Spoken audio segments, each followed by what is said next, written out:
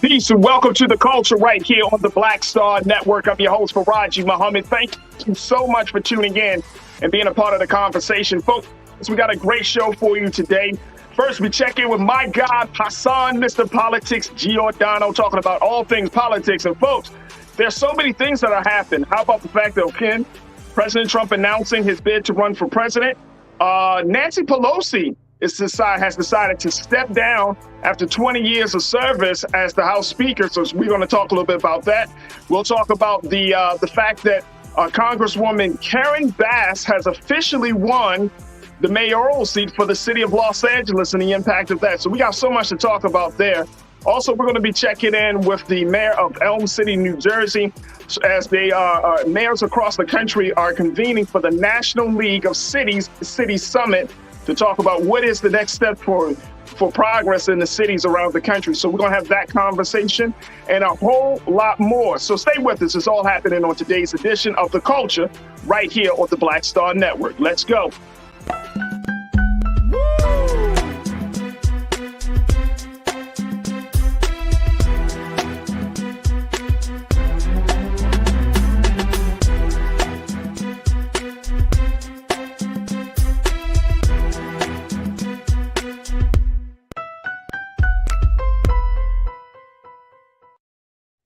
Folks, welcome to The Culture right here on the Black Star Network. I'm your host, Farajii Muhammad. Thank you so much for joining us and being a part of the conversations. And folks, we got a lot to talk about, so I want to jump right in as we check in, as we do every Thursday for our chat about politics with Hassan, Mr. Politics Giordano himself.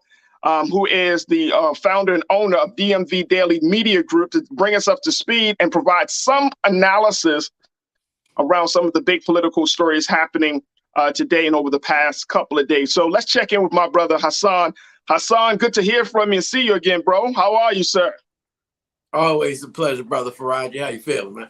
Oh, man, I'm good, man. I'm still high from the last conversation that we had, man. Now it looks like the conversation around Stacey Abrams and everything else has changed around the country.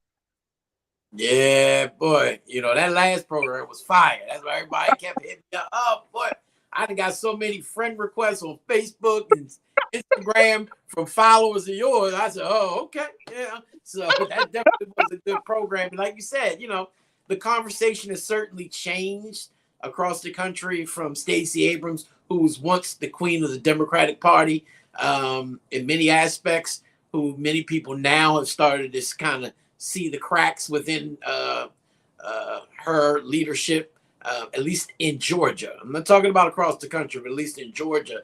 And you're starting to see, new leadership emerge across the country. Black women, a black man who should be the next Speaker of the House. So there's a lot to come over the next coming weeks and months. And it's interesting, Hassan, because we literally just had a conversation yesterday. Was it yesterday? No, today is Thursday. So it was on Tuesday.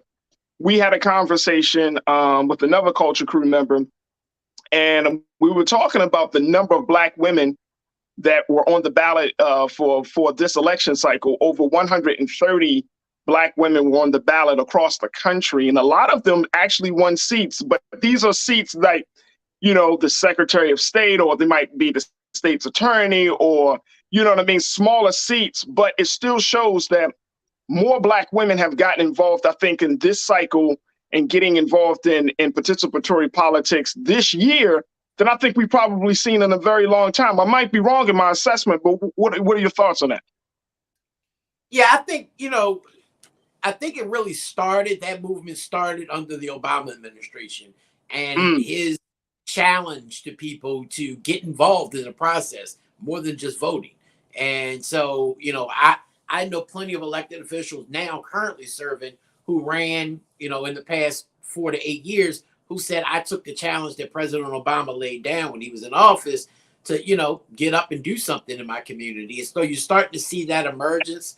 You have a group called Emerge, which is one of the organizations who support and train women to get involved in the political process. They've been around for 20, 30 years, but you never saw, you're right. I mean, look, think about this. When Nancy Pelosi first came into office in 1987, there were a dozen women who served in the Democratic caucus, 12, including her. Now, as she steps away as Speaker of the House, there are 90 women that served in the Democratic caucus in Congress. So that's a huge change since when she came into where she's at today. I think you're only going to see that continue to rise. I think we're going to finally see our first female president of the United States that you and I will live, I would think, and I would hope and pray we will see in our lifetime. I don't think it's coming in the next 2 years, but I think within the next 10, the next 2 cycles, I do think that we'll see a first female president of the United States. And so you're going to start to see that across the board, Farajii. African-American men and women taking on their rightful positions in leadership from those low-level Speaker of the House and Senate in state elections, right, as well as all the way up to the White House. Bro, that's a big one. I you know what? I didn't think about that. Like, you're right with Nancy Pelosi. I mean, 12 to 90, that's a huge jump. And I bet you, Hassan, what's the racial makeup of 90? Are we seeing more Black women, more Latinos, or more white women? What's generally been the makeup for that? Well, white women continue to dominate the number who run, and I think who are elected, but you're starting to see a swift climb in African-American and Latino women, and even Asian women, right? You're starting to see more of an influx as it pertains to women in general. White, again, still dominates in terms of the numbers who are elected. I'm not saying who run. I haven't really looked at the numbers of how many have actually ran, but who have actually won. White women continue to hold it, and then it's African Americans, and right behind them, Latino women. So you're starting to see that force, and depending on where you're at, I know we're going to talk about it later on, Karen Bass, right? Prime example, former Congresswoman, now the next mayor-elect for LA. Trust and believe. We just talked about this a couple weeks ago in the show about the Latino dominance over there, and you find us hearing what they really think about us coming out. Guess what? They're gonna regret saying some of those things when Bass is in there, because Karen Bass is not no punk, and she means business, especially when it comes to her people. So you can, they can talk that racial crap if they want to when she's as mayor, but she's not gonna have that. But everywhere across the country, you see that those blocks of voters who are rising up, who are saying, you know what, it's about time. We've allowed this white dominance for far too long in our political system. Now we have blocks of votes that we need, and we're gonna mobilize them and activate them like we saw Stacey Abrams and others do, in order to make sure that we hold the seats of power. Absolutely. So let's go back to Nancy Pelosi. The fact that she's decided to step down. I mean, she did 20 years in public service on the congressional level. She was Speaker of the House. Of course, she also represented and served the District 11 out here in California. She won her election. I mean, there was really no election. When you look at the numbers, with nearly 100% of the polls reporting, 83.9% of the votes to Nancy Pelosi over her Republican opposition, John Dennis, 83.9%. So folks in her district are obviously happy with the service that she had. But even more so, the decision to step down, and I was reading reports, and you might have read something differently, Hassan, was simply because, well, not simply, but part of it was what happened to her husband, Paul, in that recent attack. And, Nancy Pelosi is a woman. She is 82 years old. And to be in a situation like that with her husband being attacked, seeing how the partisan divide has led to this person coming into her home, it has to be a scary situation. And I know that played a huge role in her making the decision to step away. What do we take from her leadership, her time in Congress, her and considering this recent situation with this attack? What do we take from this about Nancy Pelosi and how she's going to be viewed in political and U.S. history? Well, let's make no mistake about it. Nancy Pelosi is the Tom Brady of Congress. She is the GOAT without a doubt, right? There's only been one other person who's been elected speaker more than once, twice, and that's Sam Rayburn. Sam Rayburn, his name is on the buildings of Congress, right? And the House building is named after Rayburn. It's the Rayburn Belt. So Nancy Pelosi's name will be on buildings in the next 20, 30, 40 years, right? That's just how powerful of a person she are. She's the longest serving Democratic leader in history, the first female speaker of the House. I mean, there's not really much more you have to say. Like she did it. She did what, and it's ironic because when she first stepped onto the floor of Congress, Farajii, and I'm not talking about 1987, I'm talking about when she was 6 years old, because her father was a congressman, Thomas D'Alessandro Jr. That was her father. He was a former mayor of the city of Baltimore as well. He was a congressman, brought her onto the floor when she was 6, and she knew then that she wanted to serve in Congress. Now, she'll tell you to today, she would have never thought that she would have been the first female speaker of the House or even a speaker at all.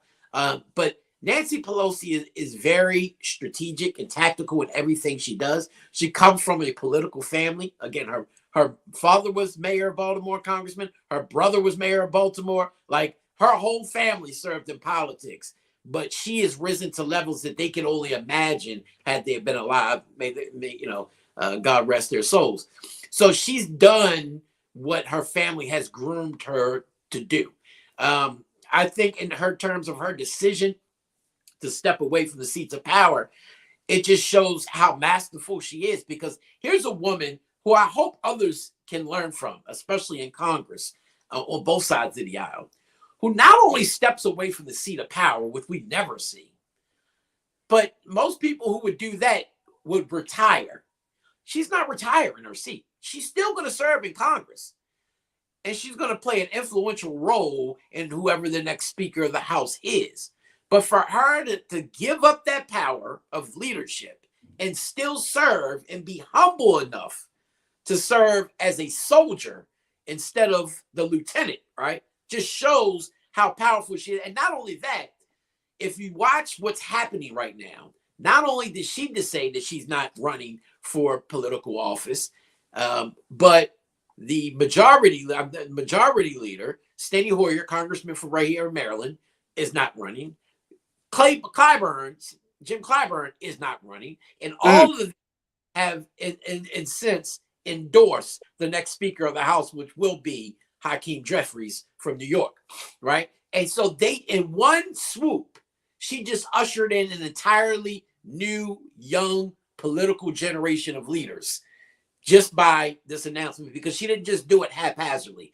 I would hasten to say that I think while her husband's attack certainly weighed on her soul, I think she was planning this for some time. I remember a few years ago, she said, it's about time. It's about 2 years ago that I'm ready to give up the gavel. Now, I think she thought she was going to still be speaker. Democrats will still control the chamber.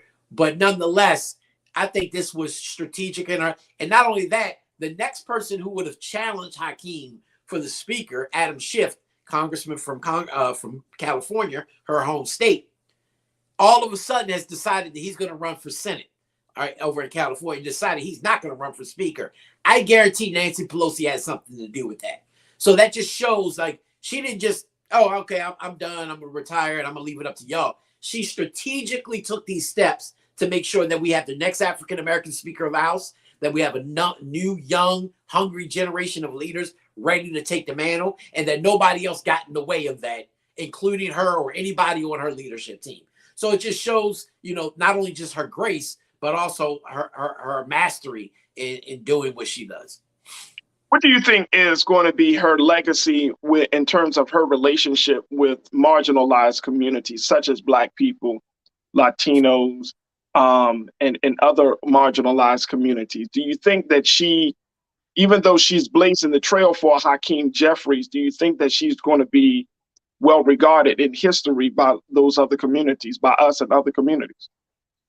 Oh, absolutely. Without a doubt. I mean, anybody who knows Nancy Pelosi knows that she's never been one with an ounce of racism that you can see, right? I don't never take anything away from anybody, right? I've seen some of the most down white people call you a nigga in a heartbeat, right? When they get mad and things like that. Sometimes it's embedded in them. But knowing Nancy Pelosi, as I've known her and other people will testify to, it's just not who she is. And she's always made it a point in the case of making the argument of trying to help leader. Look, there would not be a President Obama had it not been a Nancy Pelosi. She behind the scenes helped, along with Clyburn, but a lot with Nancy and a lot of places across the country, helped lay the path for Obama to become president. Remember, he wasn't the only one in the Democratic Party running at that time. And he was really a surprise to many. She was one of the first people on board with that whole Obama era, right? If it was not for Nancy Pelosi, there would not be an Affordable Care Act. There would not be a Climate Control Act. There would not be an Infrastructure Act had it not been for her. She has helped shepherd through some of the most pivotal pieces of legislation of our lifetime. So I think in many circles, she will be adored. Now, the only circles I think she won't be is, of course, the Republican circles. We've already seen Kevin McCarthy, being classless as he is. His statement the other day was, yeah, we finally fired Nancy Pelosi. No, you didn't. I mean, if that's what you call firing Nancy Pelosi, well, God bless you. Y'all barely won a majority as it is. But, that's just the classlessness of Republicans. And Nancy Pelosi has been for the past 15 years the target of Republicans. Every commercial that they run, from the Tea Party commercials, if you remember, all the way to now, is Nancy Pelosi. We got to get ready to, and that just shows how powerful she really was, that she's become, enemy number one in the Republicans' mind. So I think in all other circles outside the GOP, she will be highly adored, and rightfully so, because she has made it her mission since being in Congress, and even before that, to help communities, marginalized communities, as well as other communities, make sure that they are empowered. Well, folks, there's a lot of history being made, and not just from Nancy Pelosi, but as you hear Hassan talking about Hakeem Jeffries, 52 years old. And if he's able to get the seat as being the House Speaker, he would be the first Black person to become House Speaker. Woo, that's huge. Well, he'd be the first Black person to lead any party leadership. Majority leader, minority speaker of either party in either chamber. Bro, that's crazy. Yeah. That's crazy, bro. That is crazy. All right, so let's get some comments from our online culture crew, because folks are checking in, want to share their thoughts about Nancy Pelosi stepping down. Folks, we'd love to hear you. Post your comments in our Facebook and in our YouTube chat. But Janae, you said, quote, "We applaud Pelosi, who has stayed committed to politics while being a mother of 6. She has heart and served well. No one should have their family attacked like that. Bravo." Yeah, I agree.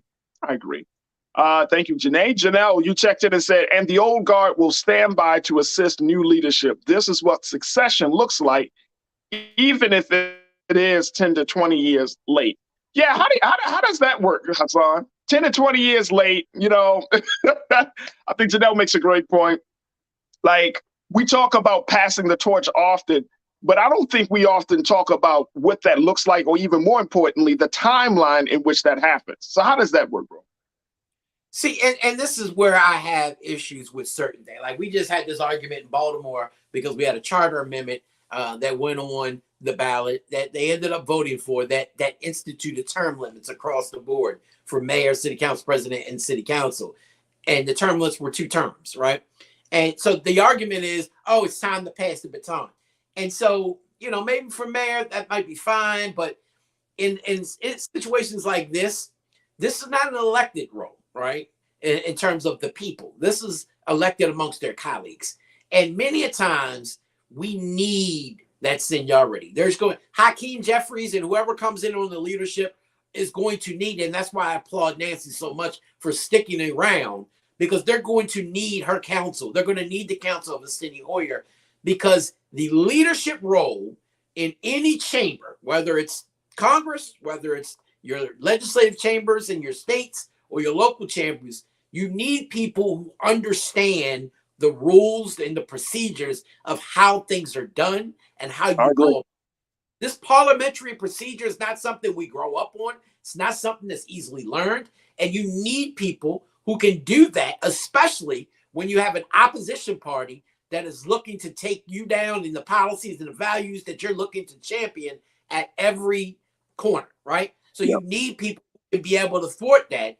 We saw Republicans do it. They jumped up and down and made sure that President Obama could not appoint a Supreme Court justice for 8 months. Never been done, unprecedented, right? But we need people to be able to understand, how do we play the game along with them to make sure we can get things done in the values and principles and for the American people. So in some degree, I agree, right? We as people need to start electing people and stop keep putting the same people in over and over. To me, term limits are called elections. That's why we have them every 2 or 4, right? Vote their ass out if you don't like them, but don't put a time limit on it because you can't get your way and you want some new people in it. And you don't want the people in it, go and vote, But in that case, in terms of speaker and all that intra-party type of things, I think it was well served. And whether you say it's 10 or 20 years too late, I think she's done a masterful job as speaker over that 20-year period of time. Absolutely. Gary, you said Pelosi, but I just wish y'all could have passed reparations for past injustices. Well, that may get further along because Hakeem Jeffries is he's well, qualified to have the conversation about reparations. But what's your take on that, Hassan? Ain't never gonna happen. Not your lifetime, not my lifetime. Ain't never. Damn, bro. The conversation may happen, right? I think Hakeem will push the envelope to a point that you'll see maybe a bill introduced and it go to a committee and the conversation happen, but it ain't never gonna happen. I'm telling you, it's just not. It's never going to happen. I don't even think in the lifetime after our lifetimes, right? Now I may be wrong, and I hope I am. This is what I hope I am wrong on. But no, because you think about it, even though we're making strides in becoming, think about this. We're just talking about only 90 women in the congressional delegation. There's even less of that on the African American. So we still hold a very small leadership role across the board. These Republicans and these white Democrats who represent constituencies that don't look like you and I, who don't want reparations, they don't want to spend their quote unquote hard-earned tax dollars on paying back black people who were brought to this country on slave ships. They don't want to do that because it doesn't affect them.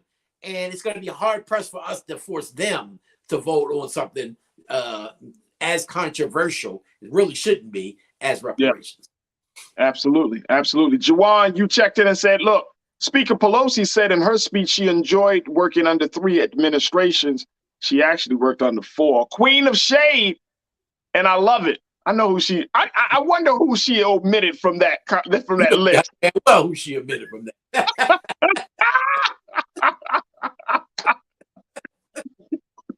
She from Baltimore. What y'all expect? If nothing else, we know how to get petty. But that's what I love about Nancy. She's the queen of petty. She come from Baltimore, baby. She know how to throw that shade. Come on now. We know how to get petty, son. Let me tell you, it must be something in the water, Hassan. You and I know this for sure. All women in power in politics in Baltimore, queen of petty, bro. Yeah. Like when you talk about Sheila Dixon, Stephanie Rawlins Blake, Catherine Pugh, you talk Marilyn about any of those. Marilyn Mosby.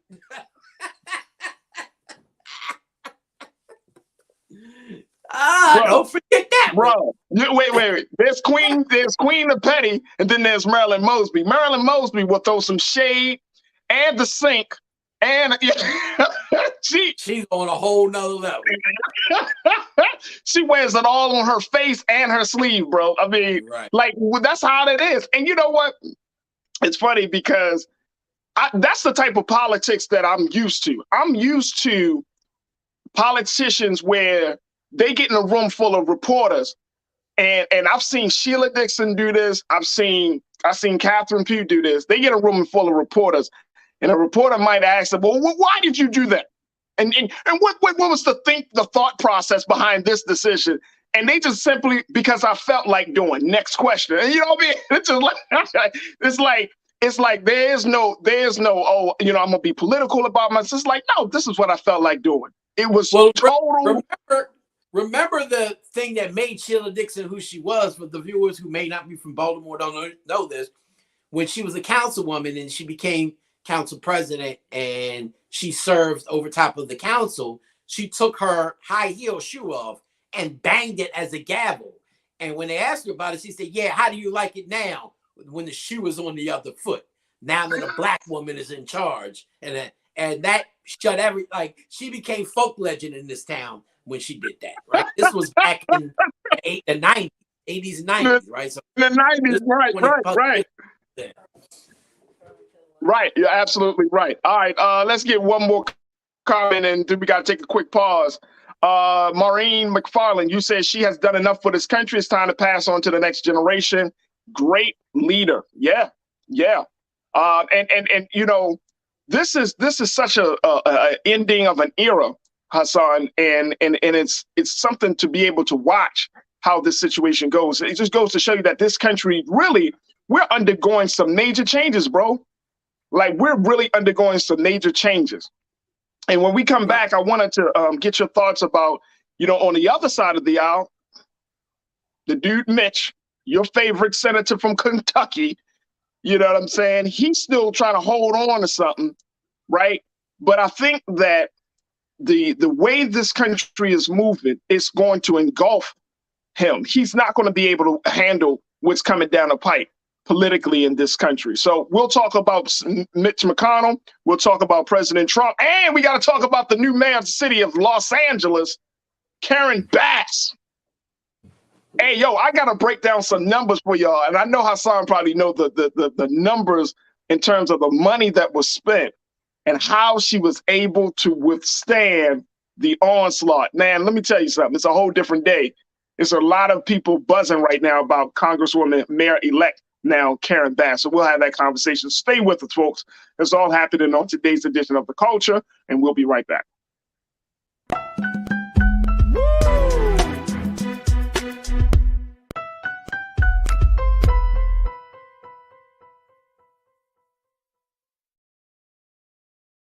Pull up a chair, take your seat.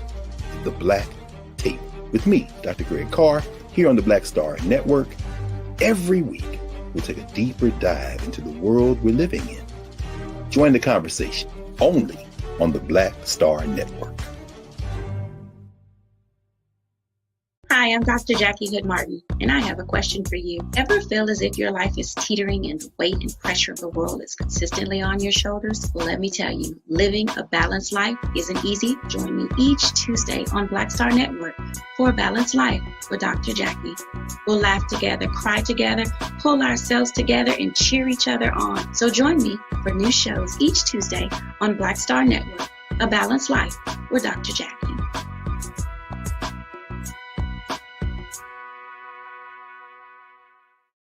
Don't you think it's time to get wealthy? I'm Deborah Owens, America's Wealth Coach, and my new show on the Black Star Network focuses on the things your financial advisor or bank isn't telling you. So watch Get Wealthy on the Black Star Network.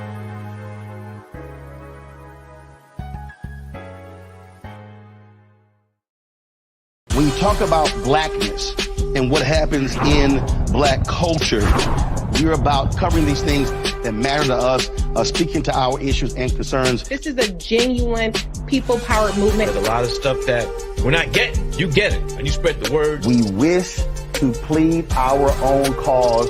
Too long have others spoken for us. We cannot tell our own story if we can't pay for it. This is about covering us. Invest in Black-owned media. Your dollars matter. We don't have to keep asking them to cover our stuff. So please support us in what we do, folks. We want to hit 2,000 people, $50 this month, raise $100,000. We're behind 100,000, so we want to hit that. Your money makes this possible. Check some money orders. Go to P.O. Box 57196, Washington, D.C. 20037-0196. The Cash App is $RM Unfiltered. PayPal is R Martin Unfiltered. Venmo is RM Unfiltered. Zelle is Roland@RolandSMartin.com. hatred on the streets. A horrific scene, a white nationalist rally that descended into deadly violence. White people are losing their damn minds. An angry pro-Trump mob storms the U.S. Capitol.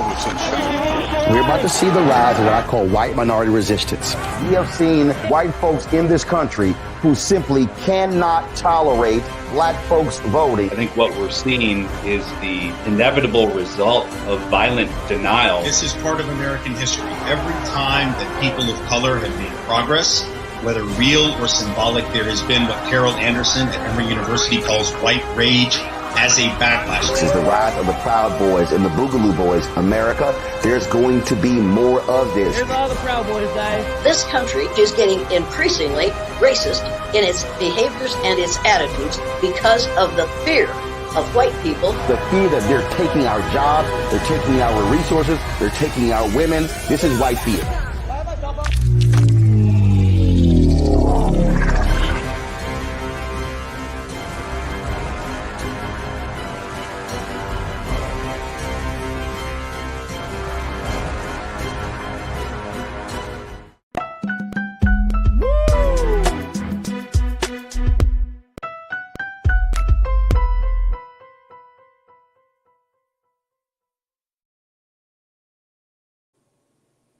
All right, folks, welcome back to The Culture here on the Black Star Network. We check it in with my guy, Hassan, Mr. Politics Giordano, owner and founder of DMV Daily Media Group. As we're talking politics, of course, on Thursdays, as we always do with my brother. And I want to jump right back into the conversation. Now, Hassan, we talked about Nancy Pelosi, but on the other side, a couple of things are happening. Of course, because of the midterms, you know, the Republicans are feeling the brunt of not creating the red wave that they were hoping to materialize. So that happened. But as a result, there's a lot of infighting I'm reading about. More so, there's a lot of blame. But GOP is still sticking there to their guns in terms of leadership. Mitch McConnell, the senator out of Kentucky, people have a lot of nicknames for this guy. But Mitch McConnell has been voted to be the Senate minority leader once again. And this is considering the fact that this is possibly going to be a very, very different session, even with the Republicans taking control of the House. So there's some real concern about that.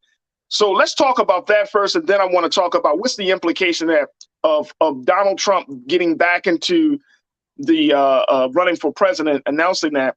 What is that going to have on this GOP now that we see how Trumpers didn't Trump as much as folks expected? So first, let's talk a little bit about the GOP, Mitch McConnell, and now he's got to deal with this. The Republicans having control on the House. People are saying that this will be a problem for President Biden to get his agenda across. That this might open up the door for a gridlock situation. Is that what you're saying as well? Not for Mitch McConnell per se, but I do think just given the fact that, you know, Republicans now have control of the House. We don't know how much control, but they do have the 218 seats now. So there will be Speaker Kevin McCarthy come January, likely. Now, he won a vote in his closed door party session earlier this week.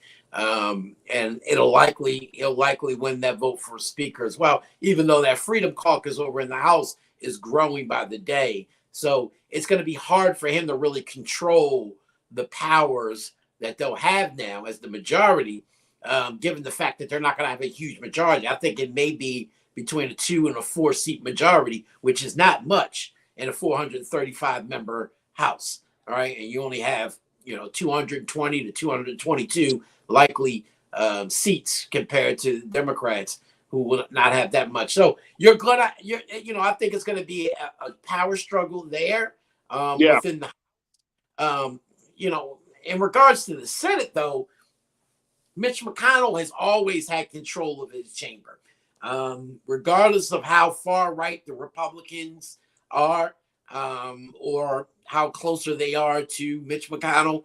He understands how to run his car. And this is somebody who is like a Pelosi. He's been there for a while. He understands the seats of power. He knows the tools better than anybody, so he knows how to use them better than most. And that's why I don't see too great of a challenge. Look, Rick Scott challenging him was, I mean, it was useless, right? Everybody knew that wasn't going to go anywhere. It was what, a 37-10 to 1 abstaining vote. Didn't even come close, right? It was pointless. It was him just basically saying, hey, I want to do something. That's all that was. Because what you have is somebody like Mitch McConnell, who, you know, regardless of us being very far different in our political ideology, I have a lot of respect for, because he is somebody, again, who respects the seat of power, understands it, and utilizes it to his advantage, as you're supposed to do. But he's also more closely aligned.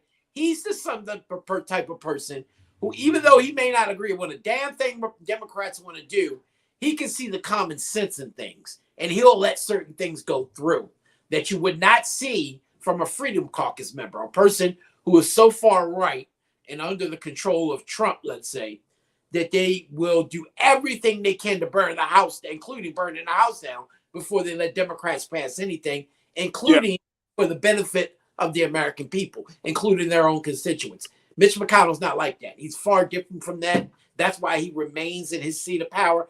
Plus, he understands, he reminds me of J. Edgar Hoover, right? He uses that power to his advantage. He has things on people. You never want to go to anybody when you're in power and come at them empty-handed and ask them for nothing. You always want to have leverage on them. And I'm telling you right now, Mitch McConnell knows where the bodies are buried on every member of his party. So he gets what he wants done because they know better, right? Right. He feels that. Kevin McCarthy. Did we lose my brother? All right, we're going to get back into, we're going to try to reconnect with Hassan in a moment.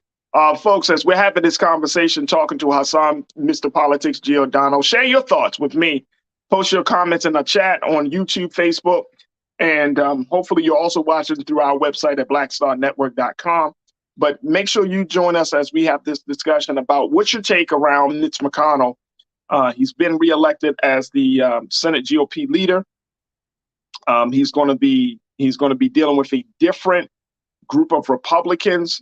New freshman class of Republican leadership is going to be coming in. You know, what do you foresee happening over this session? Share your thoughts with us, and we'll certainly hear what you want to say and post your thoughts. All right, we got my man Hassan back. There we go.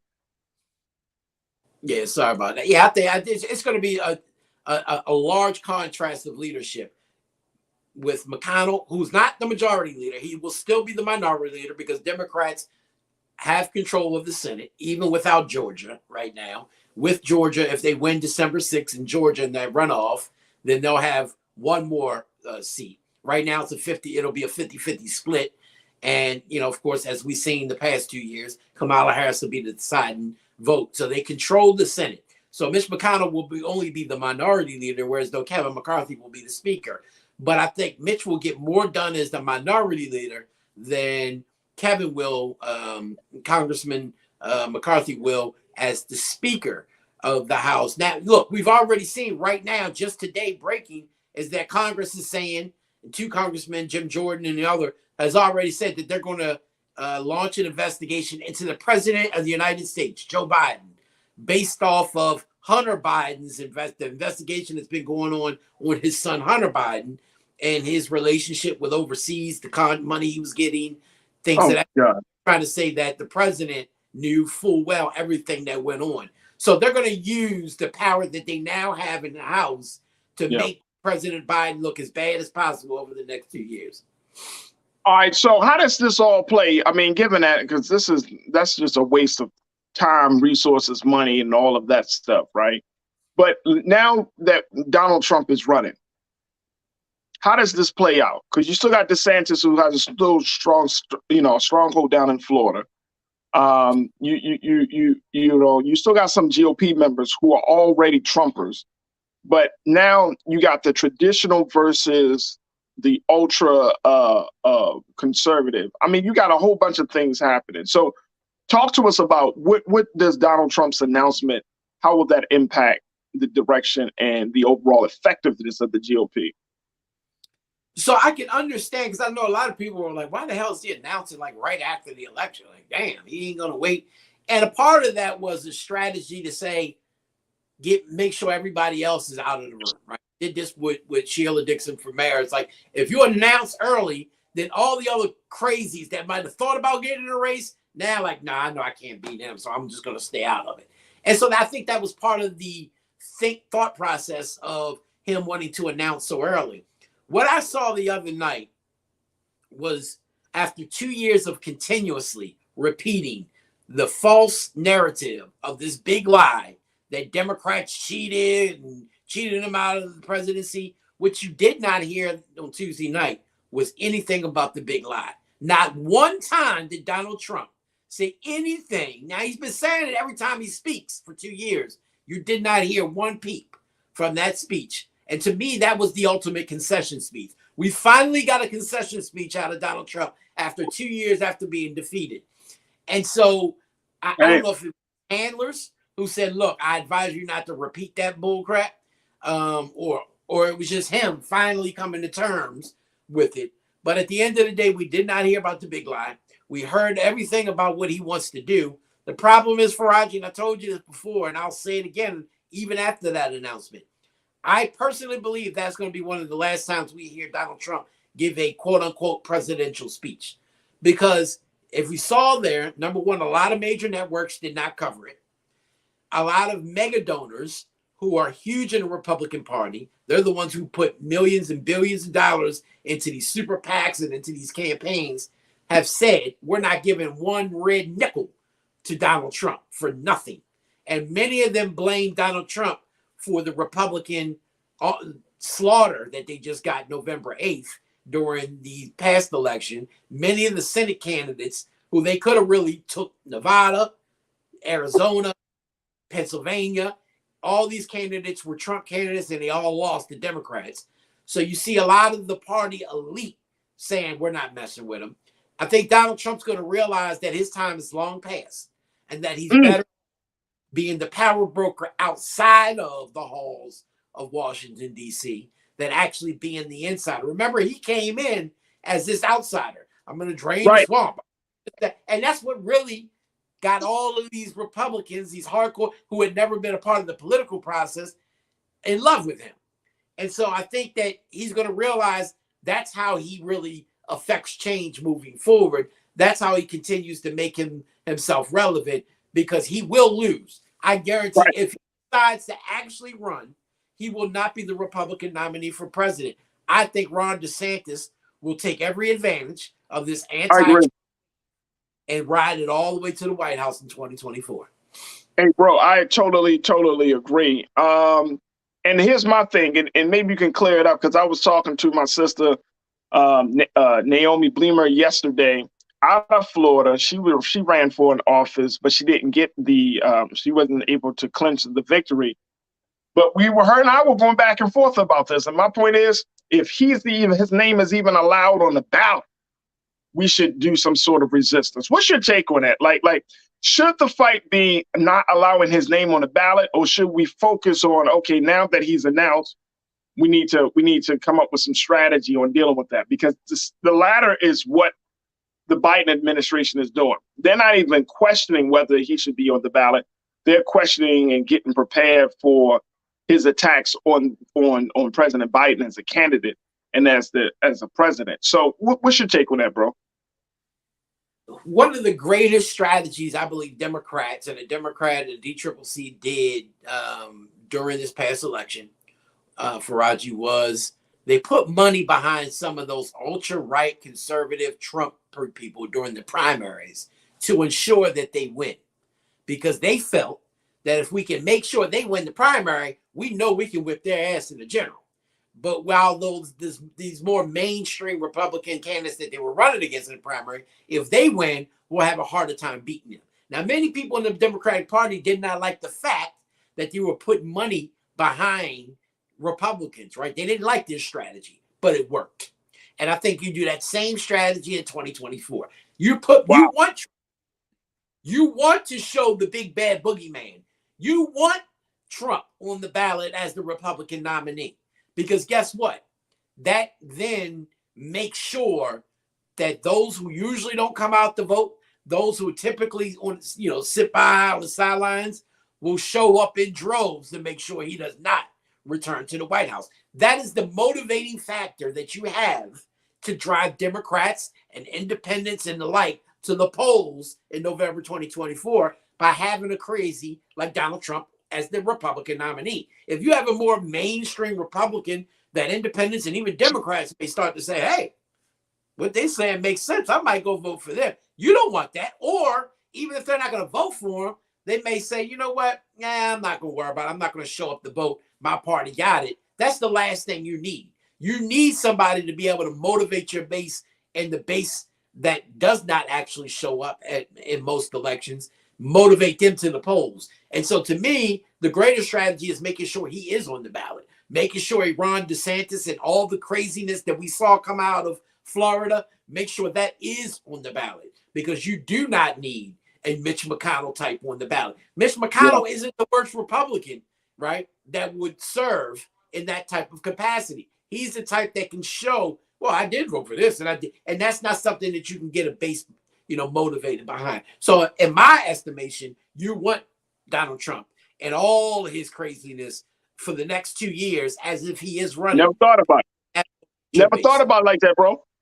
Didn't think about it like that. I was in my feelings. I went straight for the. Hassan, I went straight for the heart, bro. I was like, no. Never thought about it, bro. I didn't think about that strategy. So I stand corrected. And to my culture crew, I stand corrected. No, it's a great. I understand it. The way you explained it, I understand why it was done. I was in my feelings yesterday, though. I'm not gonna lie. If you were on the show yesterday, you would have been like, Farajii, you need to calm your ass down, bro. You need to calm down. I was in my feelings, but I get what you're saying. Totally get it.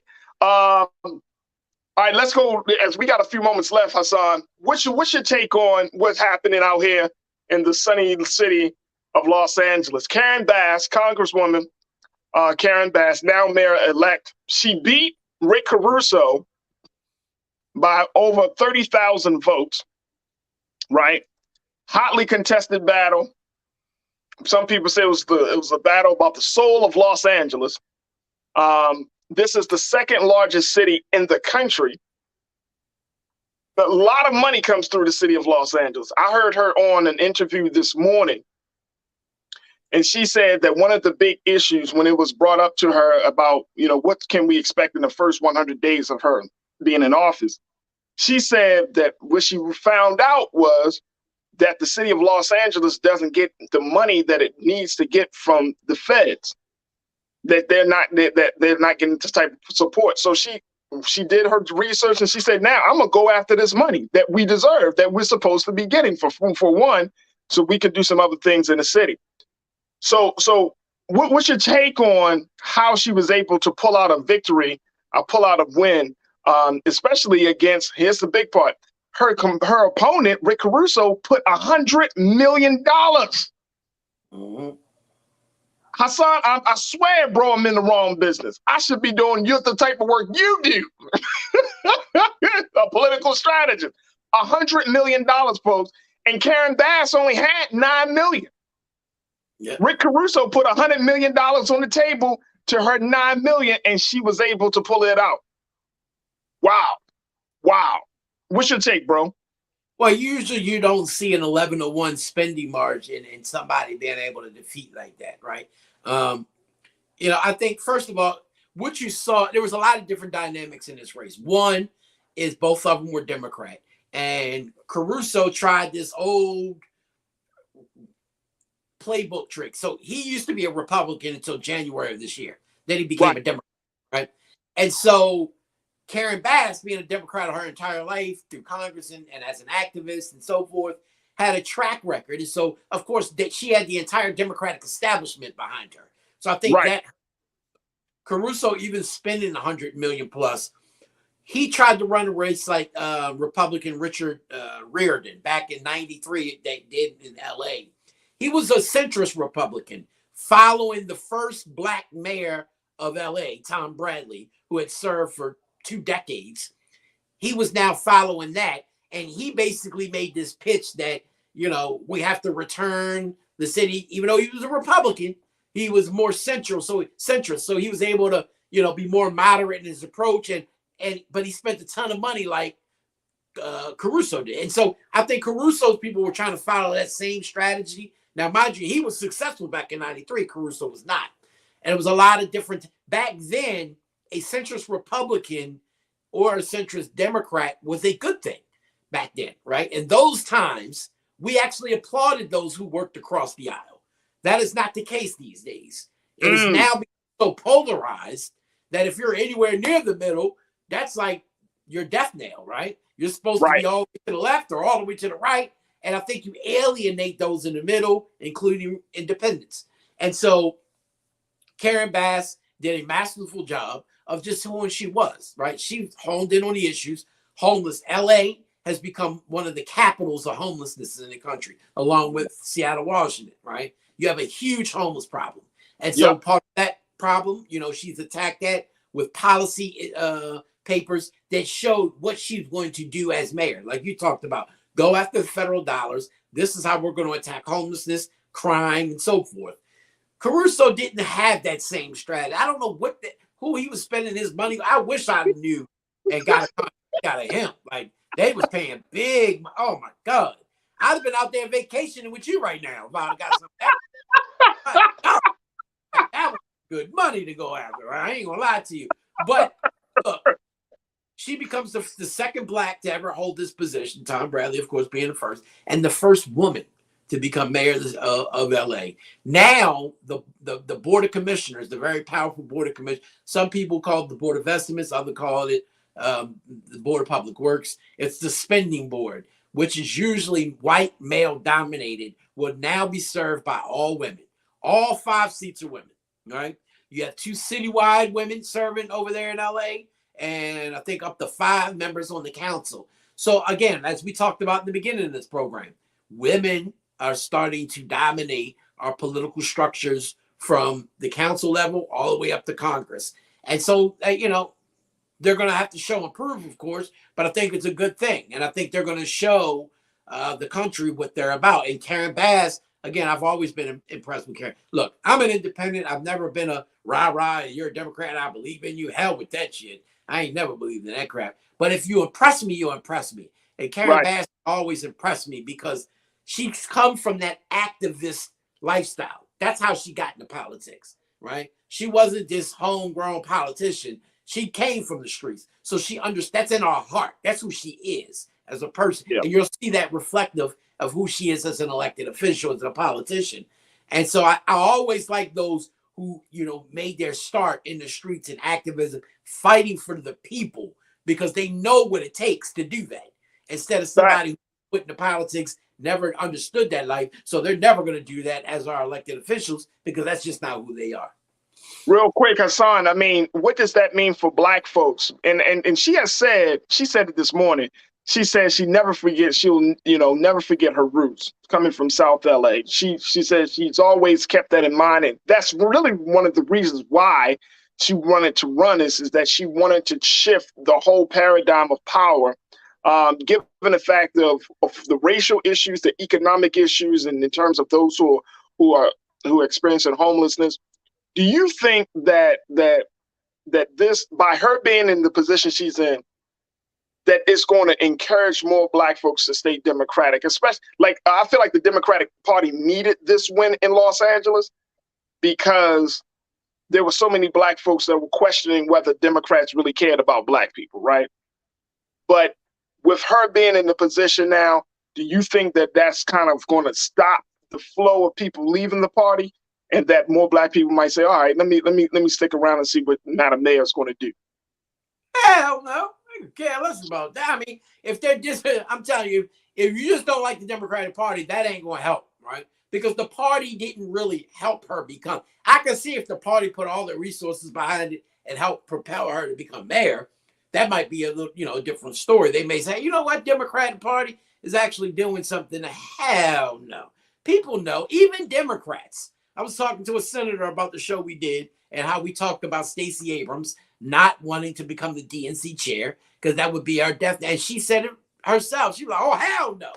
And she's a state senator, and a loyal Democrat. And even she said that is basically her, sending her out to pasture because you don't want to get, compromised in this, putting yourself in a position of a party establishment that really don't care about us, right? But I don't think enough. Blacks always talk about the Democrats taking them for granted and wanting to do something else, and they never do it.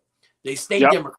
Talk a good game, but it never gets done. And we stay loyal Democrats, and they're going to stay loyal Democrats regardless. And so, I think it's a good thing for LA. I think hopefully it's a good thing.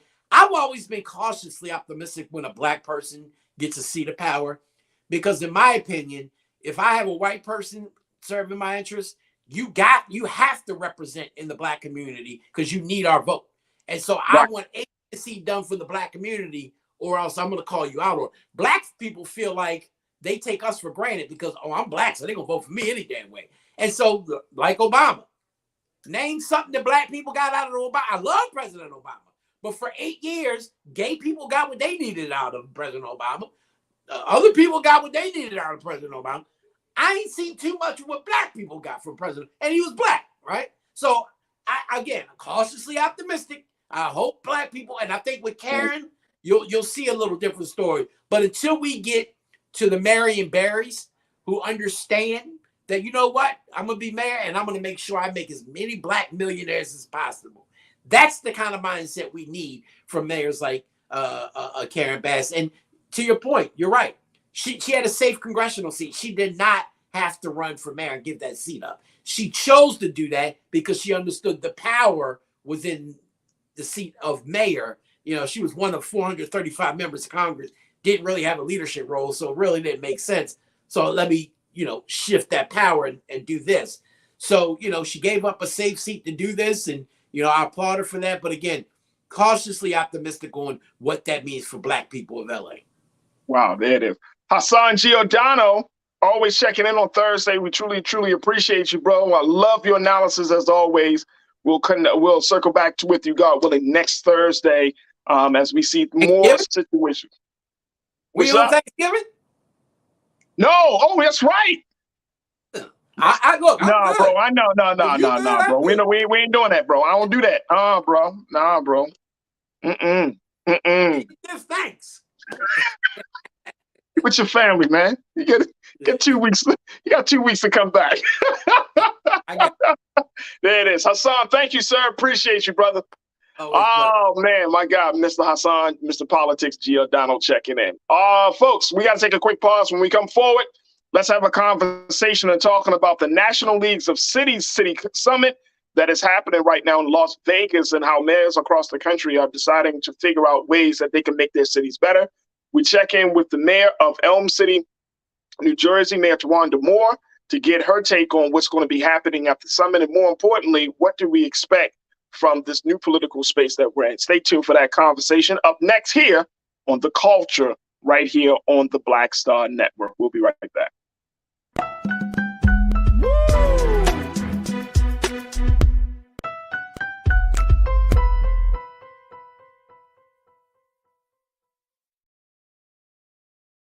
Don't you think it's time to get wealthy?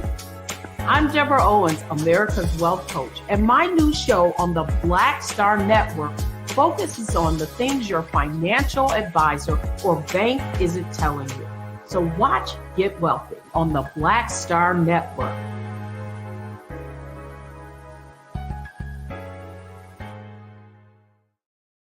Hi, I'm Dr. Jackie Hood Martin, and I have a question for you. Ever feel as if your life is teetering and the weight and pressure of the world is consistently on your shoulders? Well, let me tell you, living a balanced life isn't easy. Join me each Tuesday on Black Star Network for a Balanced Life with Dr. Jackie. We'll laugh together, cry together, pull ourselves together, and cheer each other on. So join me for new shows each Tuesday on Black Star Network, A Balanced Life with Dr. Jackie.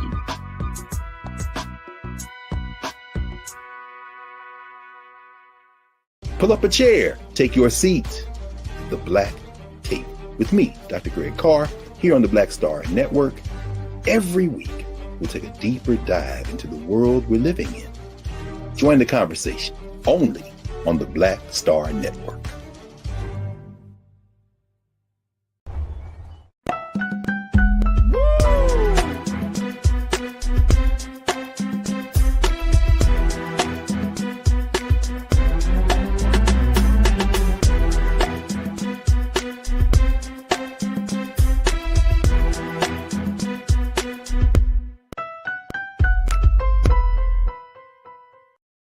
All right, folks, welcome back to the show. Welcome to the culture here on the Black Star Network. I'm your host, Farajii Muhammad. Just a great first hour with my man, Hassan Giordano, Mr. Politics himself. Make sure y'all check out the replay of the conversation on blackstarnetwork.com and definitely join us. But while you're on the app, on the website, make sure you show your support for us, as we are a funded media platform funded by the people. We want your support. We need your support. And that's why we have this platform, to have these culturally relevant conversations about what's happening in Black America and the impact of other things on Black America. So make sure you check us out at blackstarnetwork.com and show your support.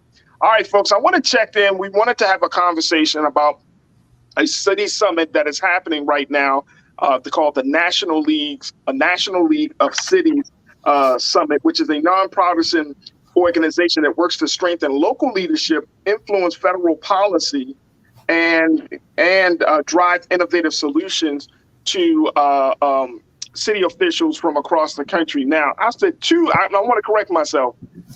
Our very special guest, Mayor Tawanda Moore. She's the mayor of Elm City, North Carolina, not New Jersey, and the summit is taking place in Kansas, not Vegas. Madam Mayor, I thank you so much for being on the show, and I apologize. I'm all over the country, Madam Mayor. That's right. Next thing you know, I'm going to be like, yes, President Tawanda Moore.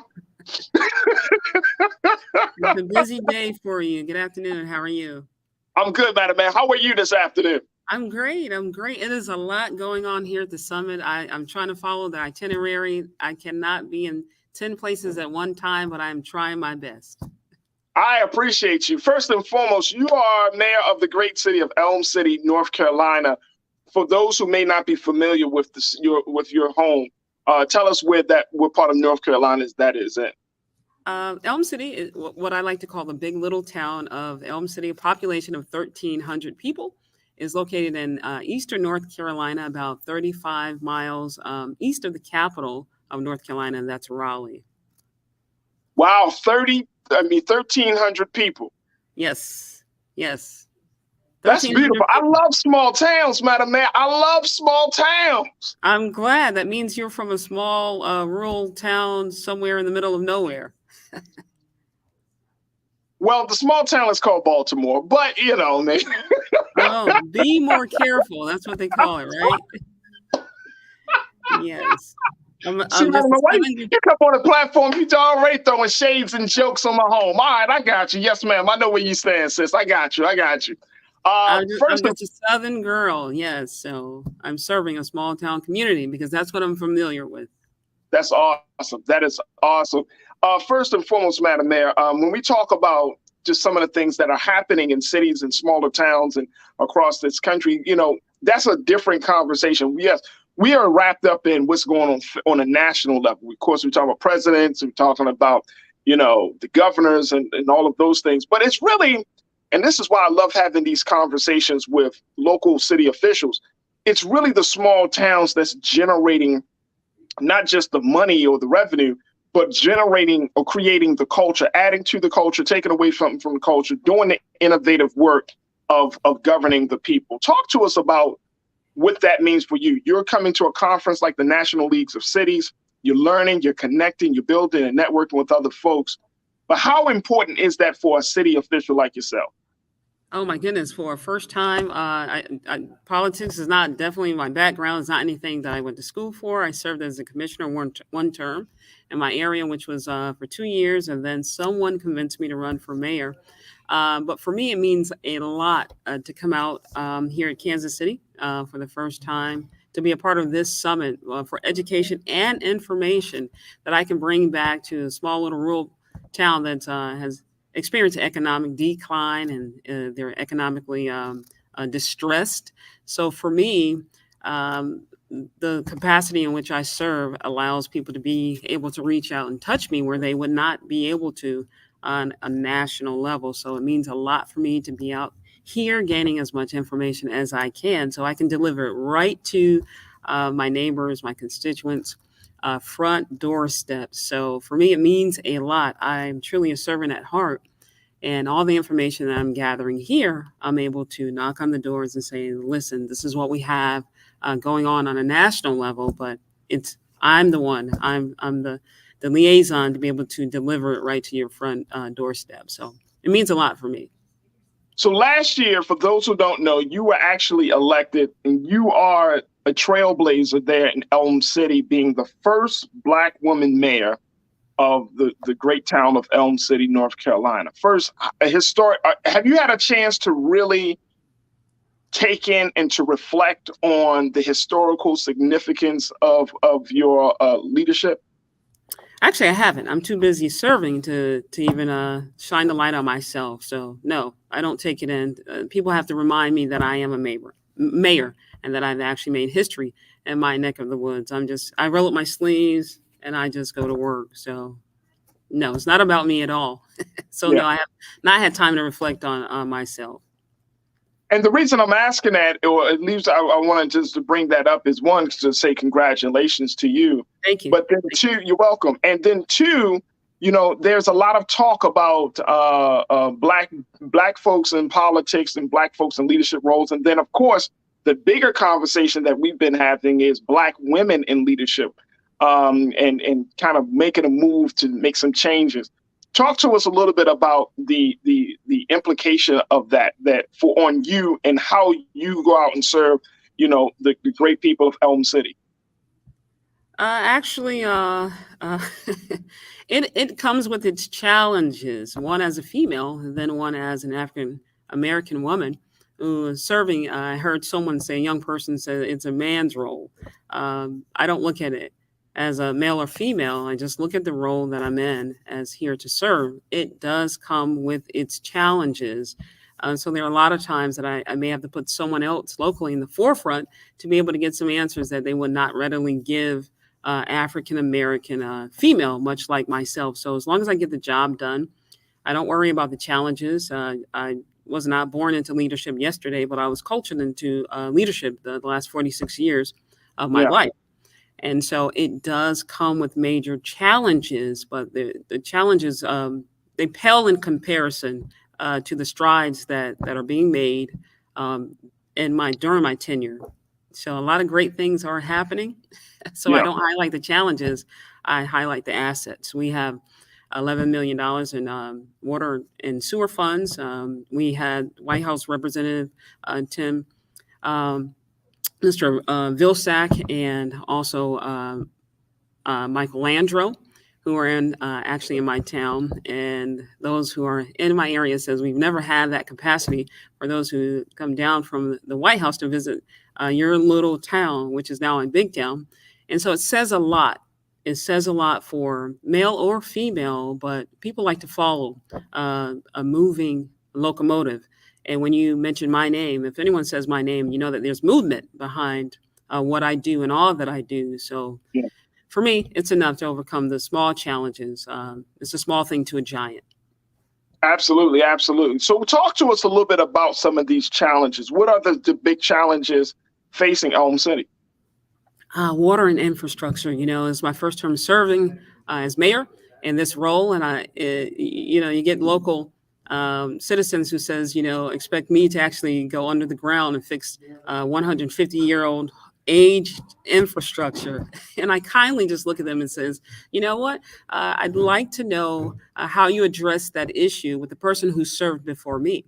It's mighty funny that the challenge of serving as a Black woman, men are used to seeing this as a male-dominated field, but I'm the one who's supposed to fix the problem that has existed with an aged-old infrastructure in my local town. So wait a minute, hold on, madam. You throw shade back on and you get real petty, be like, oh, so did you bring up this question to the last administration? I do it kindly with a smile. I have I bear the reputation of being nice, nasty, and so there's no need to let that die now. So I just want to know if you expect me to fix your sewer pipes. I just want to know what the administration did before me, and did you hold them to the carpet? So I take it all in stride. It's a smile. At the end of the day, Tawanda Moore will get the job done. Oh, absolutely. So infrastructure is big, and I know that's been a huge problem across the country, even in some of the larger cities and jurisdictions across the country. And as a result of that, when you're going to a space like the National League of Cities Summit, what have you been gaining? I know this is it kicks off on the 17th, which is today. So what has anything new or innovative come to your way about how to start working on that process to get that problem addressed? Actually, I came to the National League Summit here, what I just termed as the 3 N's. I'm new, I'm nervous, and I am in need. And the very first stop I made this morning was on a tour, which was to host city mobile workshops. So I learned about the 18th and the Vine District. I learned a little history about what looks like a thriving city now, and just to hear the backdrop. I am a beyond the surface thinker. So I love to see what's behind the scenes, infrastructure out of all the terms. So listening to the history behind that mobile workshop that I was on this morning, Host City, learning about the 18th and Vine District, that brought hope to my town, as we are on the grassroots of what will end up being a very successful story, to hear how a town or a city such as North Kansas City has developed into where it is now through, infrastructure, sustainability, how you can take dilapidated buildings and actually build something successful based off of a strong foundation. And it sounds like, just in my case, in my neck of the woods, it takes a leader with a vision to move anything. And so I am gaining great strides, meeting great people here.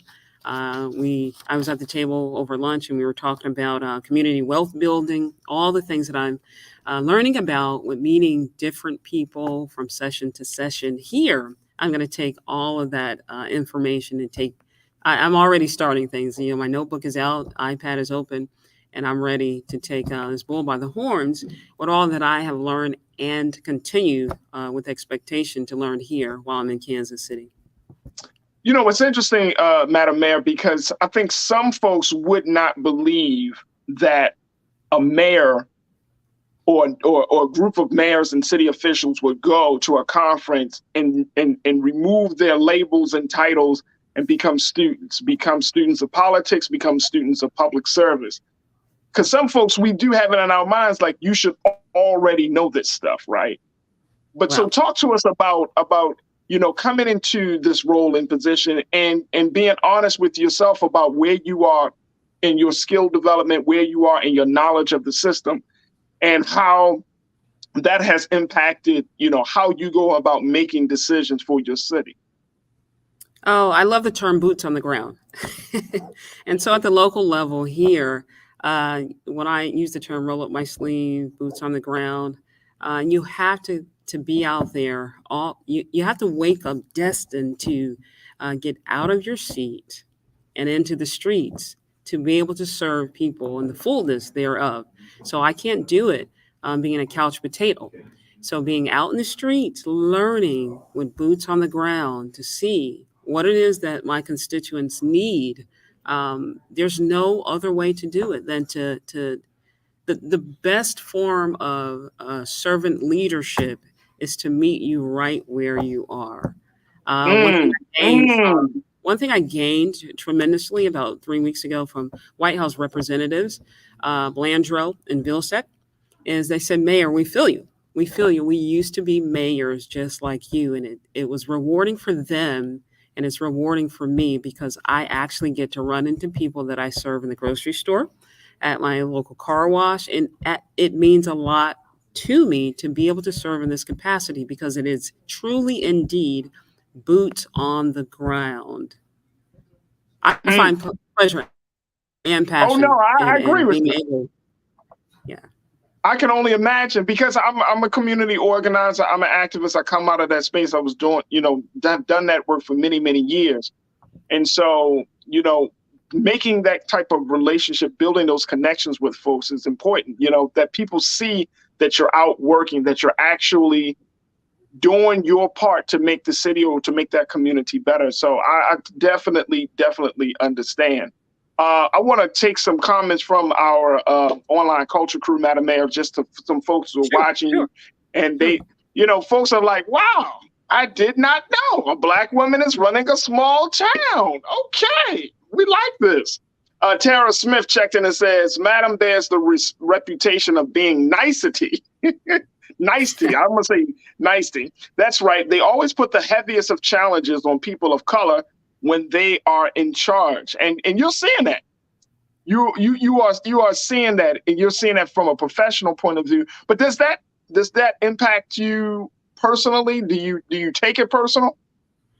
I don't take it personally. I don't operate with thin skin. So in order to get to this level, and I consider myself nothing actually, but to be honest and transparent, to get to this level, you can't do it with thin skin. So I wear many hats. Most of my good friends tell me I make hard look easy. So you have to have a passion for serving people. You have to be an advocate at heart. You have to pursue with passion. You have to, you have to have this passion at its very core and able to lead at this magnitude. And I count myself nothing. Right. Nothing. Right. So you keep yourself in the proper view to be able to serve. Absolutely. I wear a lot of hats. So at any given morning, my citizens may see me trimming bushes because it needs to be done. I lead truly by example. I'll trim bushes. Wait a minute. Hold up, Madam Mayor. Wait a minute. Do you take your own trash out too? I lead. We have a very good group of public works department, and I lead by example. Actually, the secret is, I want it to be said, like, man, if your mayor is doing it, you guys, you kind of look bad. But no, right. I believe in, if I ask you to do something, I ought to be able to be willing to roll up my sleeves to help you, at least while I'm serving here on a local level. Yeah. There's another conversation, and I'm sure that you've heard about service, the importance of service. We're in a country right now where a lot of people have high expectations, but very few people can step up and try to fulfill those expectations through service. What's your philosophy as a servant leader, as a public servant? What's your philosophy on service? What just came to my mind is the greatest light will shine on anyone in the darkest place. Now that made me want to ponder, and you might get that by Saturday. The greatest light will always shine on those who lead from a dark place. You guys can get that over deep. You got a couple hours. Wait, but hold on. Did you just drop the mic on me already? I did. So what are you saying, Madam Mayor? There are a lot of people. Talk is very. I won't say cheap. I'll use another word for it. Talk is inexpensive, but action means everything. Talk is inexpensive, and action means everything.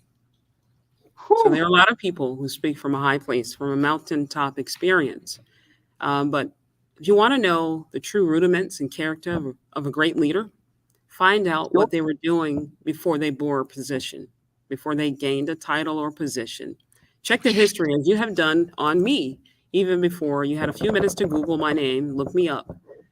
And in doing so, you will find that the true character of a person, it lies in the things and the life that they have lived prior to gaining a title or position. Now you're dropping jewels. Now you're about to become mayor. Now you're about to become a motivational speaker, and you're going to become an author, because I'm hearing a book in you, and you might lead a church. Actually, I do. You do? I do. I do. So maybe you're a prophet in another light.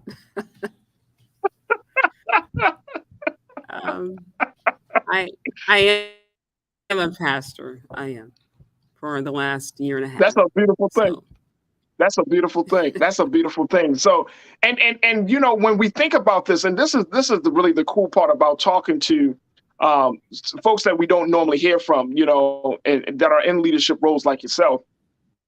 I think people need to have a different view of what a leader looks like, especially the next generation. But now, and I'm just saying this for adults, we have this view that in order to be a leader, you have to look a certain way, you have to have a certain amount of money, you need to dress a certain way, and all of those things. Instead of just getting to the core, to the essence of a person, to understand that is what truly makes you a leader. You know, your character, your determination, your ability to build relationships with people. I mean, it is those things that matter the most. How do you, as a servant leader, as a city official, keep that at the forefront of your leadership, even in the midst of talk about everything from constituent services to you know, budgeting for Elm City? Well, whenever I make it to the finish line of any given assignment, if I can look in the rearview mirror and see that a lot of bouquets have grown from the seeds that I have sown along the way, that, my friend, makes me a decent leader, because I don't want to bring credit to myself. But when I make it to the finish line of any assignment and I look in the rearview mirror and see the beautiful bouquets that have grown from the seeds that I've dropped and left behind, then I know that my working, my giving, my serving was not in vain, but it was fruitful. It was fruitful into a beautiful bouquet. Woo! There it is, right there. Let me go to my culture crew, man. Madam Mayor, I don't appreciate you dropping more jewels than me during this conversation. So I'm. But it's making you look good. It's making you look good at this hour.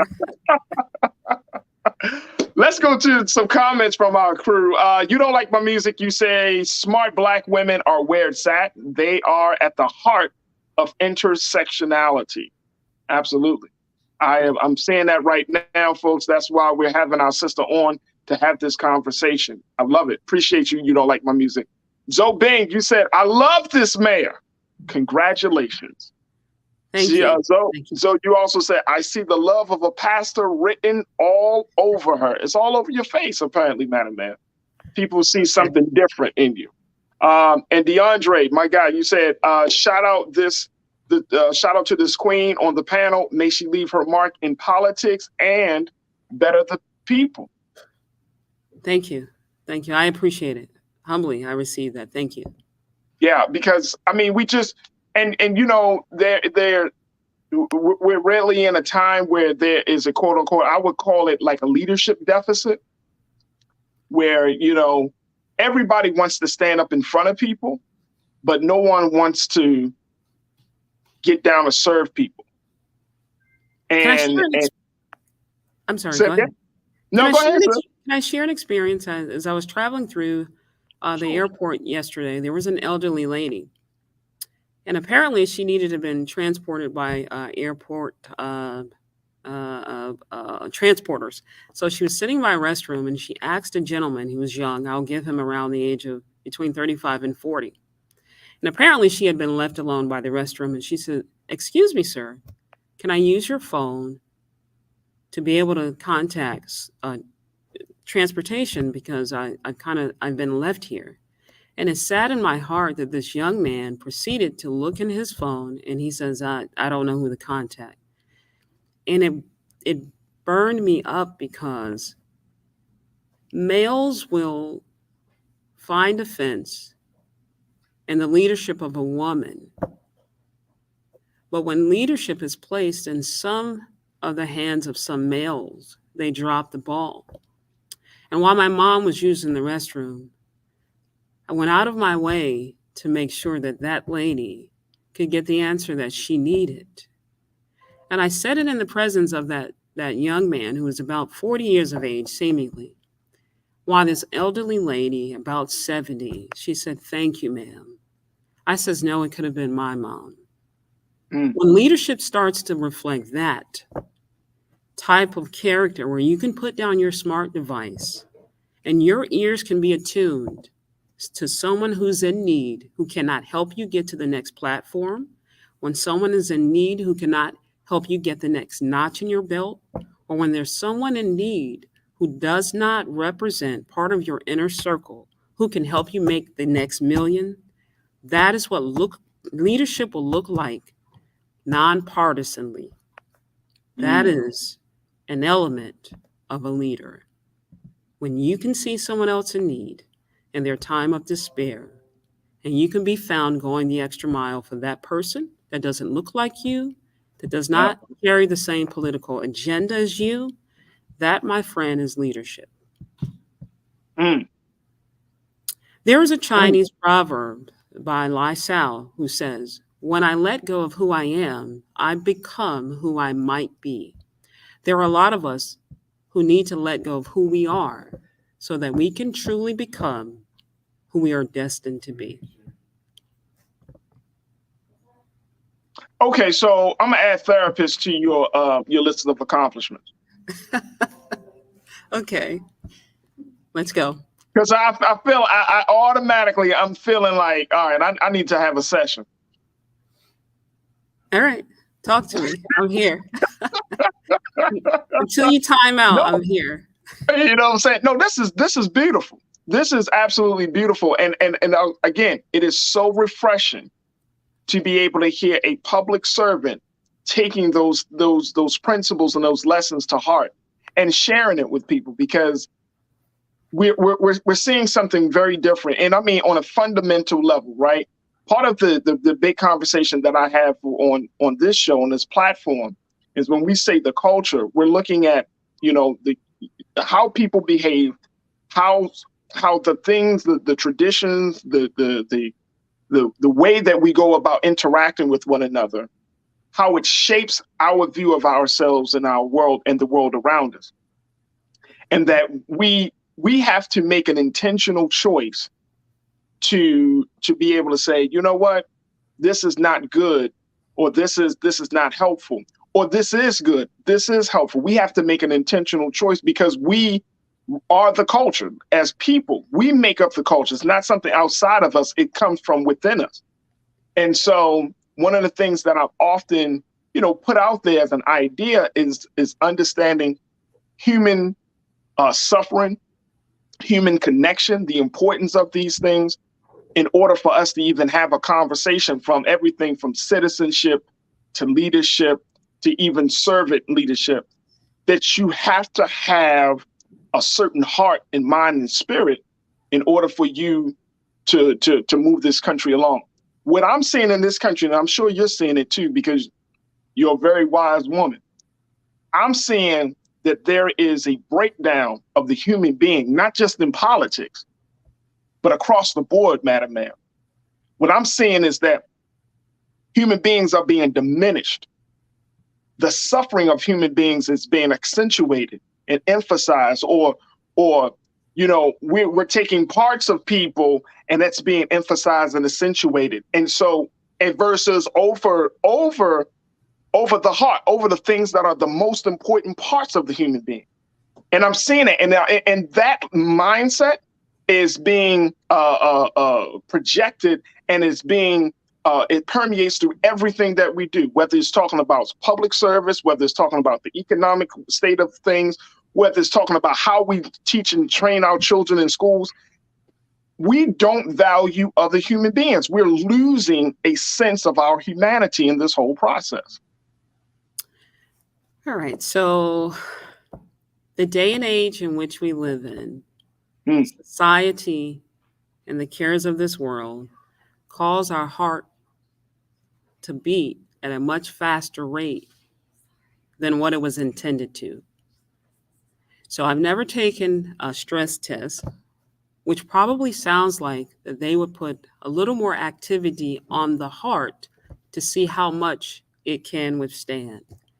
So America and all the things that are going on in this nation, in this day and age, puts a lot of stress on the heart because it forces us to do things at such a rapid rate. And the world is just, it's just beating. The world is beating at so many beats per second. And the faster things go in this world, the more stress it puts on our heart. That people rarely take the time to inhale and exhale. And until we can slow our heart down enough to breathe, you're going to get a lot of things that will seemingly run amok and faster than what really our heart can take. So a lot of times it behooves us to take off political hats for a moment and spend time with the family, to take off political hats for a moment and take a walk through the rose garden, to take our political hats off for a moment in order just to breathe and to look out the front door and see if your neighbor has actually opened up the door in the last 3 days, because they could be in there sick. So there is so much that is placed on our agendas today that we don't take time out to do the common things, what used to be common, because we're running at a rat race. And it all really is going to amount to what? There should be 8 hours of rest, 8 hours of working, and 8 hours of servitude. The world has designed us with all of the things that it places on us to give 20 hours of work, 1 hour of sleep, and 0.0 hours of servitude. Someone take the 24 hours within a day, redesign it the way that it should have been intended for, so that we can all take a moment to breathe.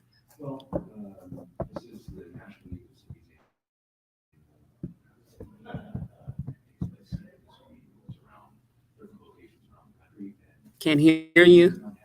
I said, yeah, Madam Mayor, I'm going to need to book a session. No problem. Have your people contact my people, and my line is very direct. So. Remember, I'm hands-on. Like, who is your therapist? When people ask me, who's your therapist? Oh, the mayor of Elm City, North Carolina. Mayor of Elm City, absolutely. But seriously, call me anytime you need me. It's just that easy. I'm that simple. So, no, I think I appreciate it. You know, gotta hop off. It's funny. I told her I was so nervous, and that I hope this was only going to be 2 minutes, because I can't talk longer than 2 minutes. Well, really? Yeah, I'm here. I really am a shy introvert, believe it or not. Wow. I am. Well, because let me just say, I think in a lot of my watchers, they're talking about your energy. My guy, you don't like my music. Wow. He's saying just listening to your voice brings a certain level of zen. Like, everybody is in this space of trying to, I think a lot of people are just like, yeah, she a pastor. Yeah, we can see it. She's a pastor, because there's a calmness to your energy, to your spirit. You know what I mean? It's like let's slow the conversation down. And I don't mind having these conversations. I like a balance. Ah, there it is. There it is too, right? I'm a Libra, and so I'm gonna put this out there. My birthday is 10/10, and my friends will tell you. My motto is 10/10. Everything attached to me wins. You win today, my friend. You win.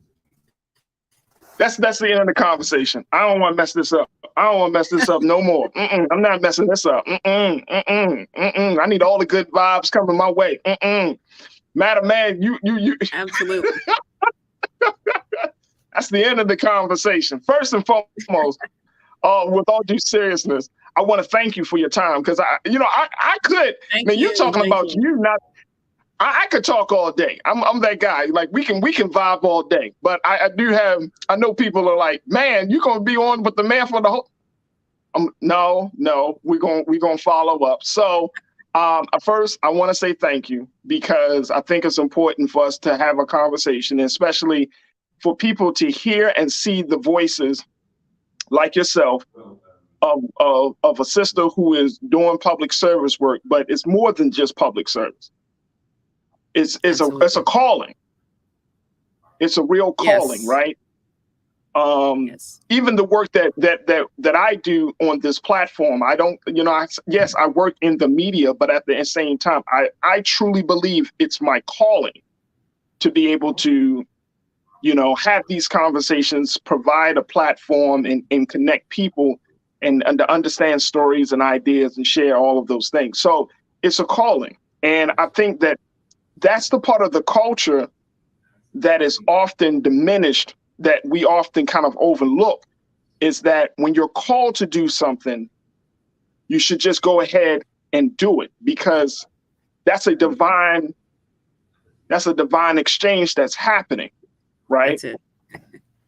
So we're not just operating from a space of I need the money, or I need the status, or this is good for my business, or anything like that. It comes from a space of, how do I serve myself and my people better? Because we're all gifted with knowledge, but knowledge has a couple of different purposes. One, knowledge helps to edify oneself, but then two, knowledge is supposed to be shared so that way you can help build up other people as well, serve other people. So there's so much here. There's so much in the exchange that we don't want to downplay the importance of having character, having an awareness of your own divine abilities to do some work. I mean, there's a lot at play here. So I just wanted to say thank you. All I have to say is thank you. Thank you. Thank you. Yes, ma'am. How do people keep up with the work that you're doing? Please put out your social media, Madam Mayor, any information that you think that would be relevant for folks to show their support for the work that you're doing. Well, you can look me up on Facebook under Mayor Moore. That's it. Mayor Moore.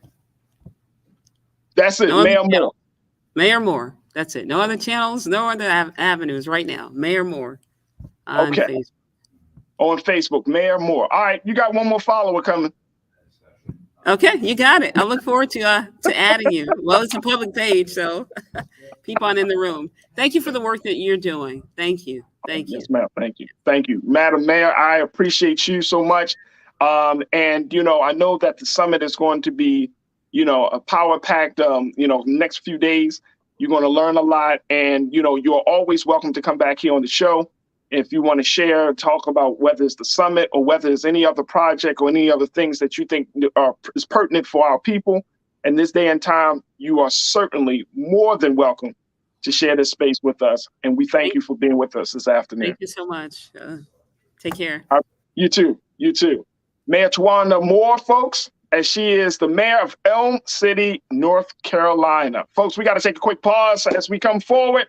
A final conversation just to bring you an update on a major case. So stay with us. It's The Culture here on the Black Star Network.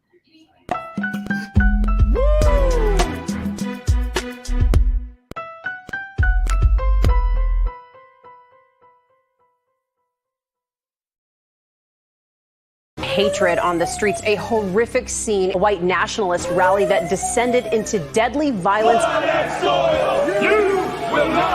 White people are losing their damn minds. As an angry pro-Trump mob storms the U.S. Capitol, We're about to see the rise of what I call white minority resistance. We have seen white folks in this country who simply cannot tolerate black folks voting. I think what we're seeing is the inevitable result of violent denial. This is part of American history. Every time that people of color have made progress, whether real or symbolic, there has been what Carol Anderson at Emory University calls white rage as a backlash. This is the rise of the Proud Boys and the Boogaloo Boys. America, there's going to be more of this. Here's all the Proud Boys, guys. This country is getting increasingly racist in its behaviors and its attitudes because of the fear of white people. The fear that they're taking our jobs, they're taking our resources, they're taking our women. This is white fear.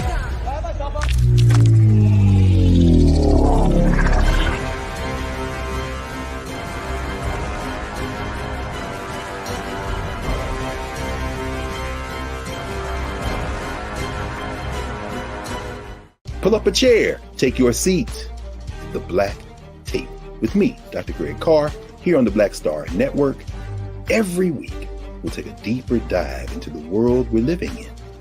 Join the conversation only on the Black Star Network.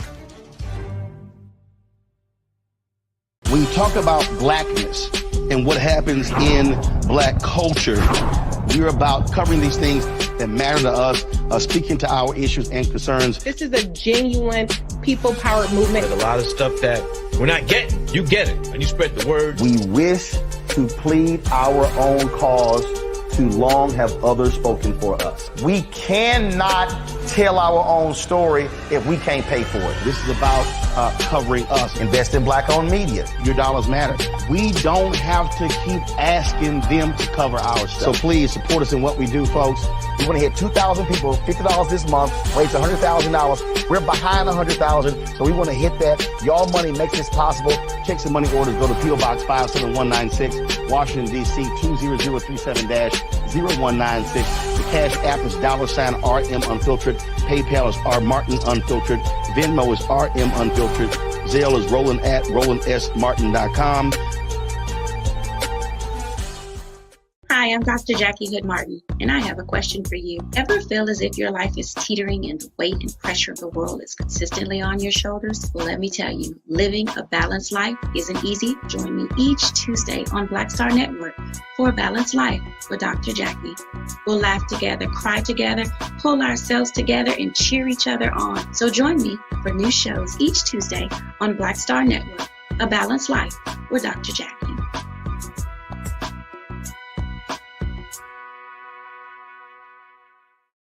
Don't you think it's time to get wealthy? I'm Deborah Owens, America's Wealth Coach, and my new show on the Black Star Network focuses on the things your financial advisor or bank isn't telling you. So watch Get Wealthy on the Black Star Network.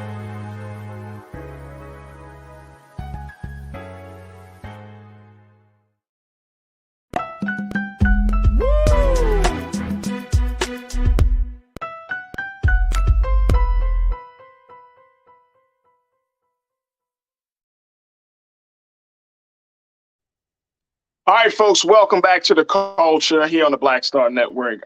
We got a few moments left, but I wanted to bring up to speed on a story and a case that we all are aware of. But before I do, I just wanted to acknowledge the fact that the man really lifted my spirits. Like, yo, she really got me thinking about some stuff over here, right? And I'm just like, wow. Normally, we don't hear that type of talk coming from an elected official. I'm going to be honest with you, right? They often is like devoid of certain things, but she really lifted my spirit, man. That's the beauty of these small towns, and they produce these giants. If you're from a small town, big shout out from you. If you're from a small town, I don't care where part of the country, but if you're from a small town, you were infused with certain values, and it brought you to a higher understanding of yourself and a higher level of the human being. That's a beautiful thing, man. That is such a beautiful thing. And for me, folks, to be very honest, like, I wish we did more of that. I wish that there was that when you become mayor, when you become a senator, when you get into any elected office, that you got to take certain courses like ethics course, or, a course on morality and values, or a course on, humanitarianism, all of these things, understanding the human being, understanding human suffering, understanding the importance of the heart and character. You know what I mean? Like, all of these things, taking a course in all of these things, so you can learn how to do your job better. Because just meeting the standard requirements is one thing, but to have the heart to do the job is another thing. To have the mind, the spirit to do the job is another thing. So, that conversation, I try to keep it about, making sure that we talk about what's happening at the summit and everything. But sometimes organically, you can go into another space in a discussion. And I'm going to be honest with you, folks. I ain't want to stop the flow. I just didn't want to stop the flow. It felt too good. It felt too good. So I just said, you know what? We're gonna let this baby rock out and see where it takes us, right? But for me, it shows what's missing. And I think you don't like my music, my guy. You told me, you said that there's so much anger and vitriol. Like, I don't know about y'all, but I can't stay angry for too long anymore. Like this, it doesn't fit my energy right now. You know what I mean? Like we've talked about a lot of things that are going wrong in this community, in this country, and we certainly we would be justified in being angry about some of the things. But I'm at a place where I might be angry for a moment, but I can't hold on to that anger for days in and days out. Like, life is too short, man. You know what I'm saying? Like, those things that make you angry today and tomorrow and the day after, most of the time they're gonna still be here even when you're gone. You know what I'm saying? And at this point in my life, like we're trying to do some different things, but the different things aren't different policies. The different things aren't, just systems oriented. The different things is mindset. The different thing is understanding human beings. The different things are, seeing yourself from a different perspective and understanding yourself from a different perspective. So it's just such an eye-opening experience when you can talk to somebody. And many of you talk to each other like this in the chat, which I truly, I'm watching and I'm reading all the comments, which is important that we have these parts of these conversations as well, because we don't have them en masse. We have these talks within our homes, sometimes in our community, but en masse where you can really connect with other people from around the country, people that you may have never seen. Some of us, we've never seen each other. We may never physically cross paths with one another, and we're galvanized and we're coming together from all across this country in a single space, and we're having these important conversations. And then we have these dialogues around some of these ideas. It's a very powerful thing. I want Culture Crew, I want y'all to understand that when we engage like this, this is not some small thing. This is a very powerful medium. There's a very powerful exchange. It's so powerful, it's almost divine. I'm gonna be honest with you. It's almost divine, or it is divine rather, because we are able to connect in a way, even with the barriers of technology, not being able to see each other, to feel each other's energy. We're able to connect with each other and then still have these experiences. When we hear people talking, we can all kind of connect in real time and feel the energy, the emotion, and everything together. So I'm just wanted to share that. I just wanted to share that because that's part of the culture. If we want to get a different culture, then we're going to have to try some different things. We're going to have to be a little bit more out of the box in how we engage with one another. So big shout out to Mayor Tawanda Moore of Elm City, North Carolina, for bringing that word. Tiana, you said being angry just take too much energy. Yeah, sis, I'm feeling you.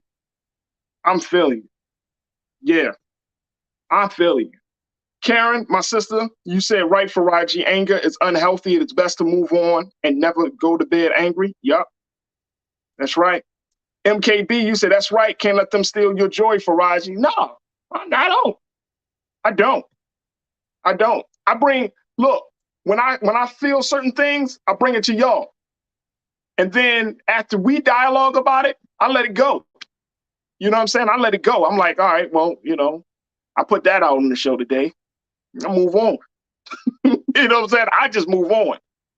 So these are, and that's the beauty of having conversations like that, because there's, people, y'all have been saying like therapy sessions and everything. Like this is therapeutic, man. Having great dialogues, talking about noble ideas, talking about principles, talking about lessons in life, like talking about our experiences and the way we do it. It's therapeutic, man. We need a space for it. We need a space for it. So again, I thank y'all for holding space with me as we have these conversations, because you make it so worthwhile, so worthwhile.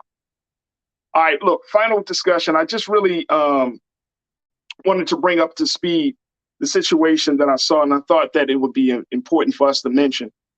Y'all know Breonna Taylor.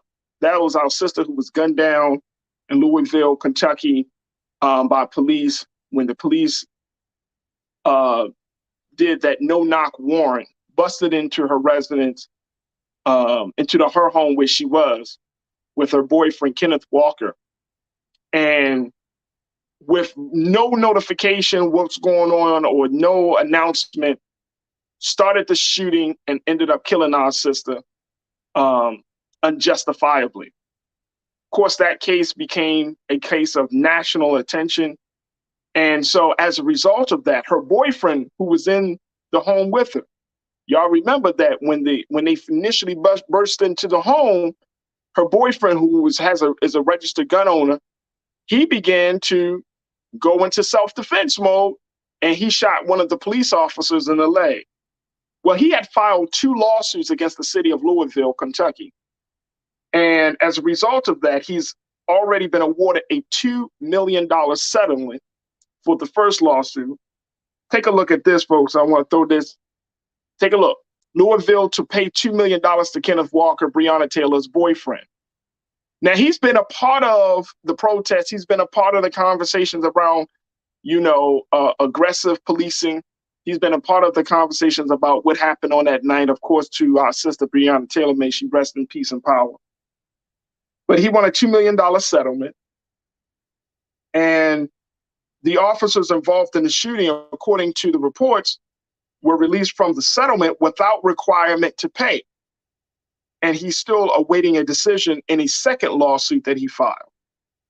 So this is a situation that is still ongoing, but as of right now, he's already gotten $2 million.